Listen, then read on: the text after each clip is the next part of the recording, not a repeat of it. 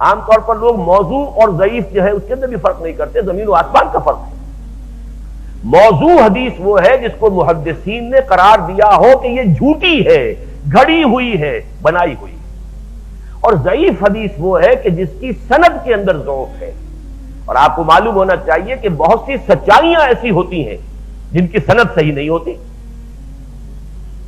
آپ کو آج کل معلوم ہے کہ اصول دنیا میں یہ کہا جاتا ہے کہ صحیح صحیح آپ بولیں گے تو کوئی مقدمہ ثابت نہیں ہوگا عدالت میں جا کے، جب تک کچھ نہ کچھ جھوٹ اس میں شامل نہ کرے۔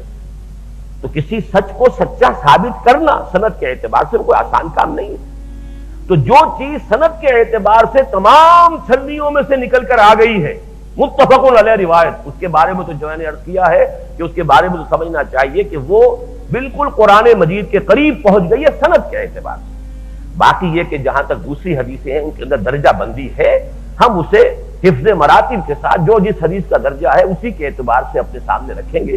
اور یہ معاملہ بہرحال محدثین کا اور پھر فقہا کے مابین ہے کہ کون سی حدیث سے کوئی عقیدہ ثابت ہو سکتا ہے، کون سی حدیث سے کوئی احکام ثابت ہو سکتے ہیں۔ اور یہ چیز تقریباً متفق علیہ ہے کہ ضعیف احادیث جو ہے وہ قبول کی جا سکتی ہے، احکام میں نہیں۔ کسی شے کی حلت اور حرمت میں حدیث جو ہے ضعیف قبول نہیں کی جائے گی، لیکن کسی نیکی کی تلقین میں ضعیف حدیث ہے وہ ضعیف حدیث قبول کر لی جائے گی، ضعیف موضوع نہیں، ضعیف حدیث۔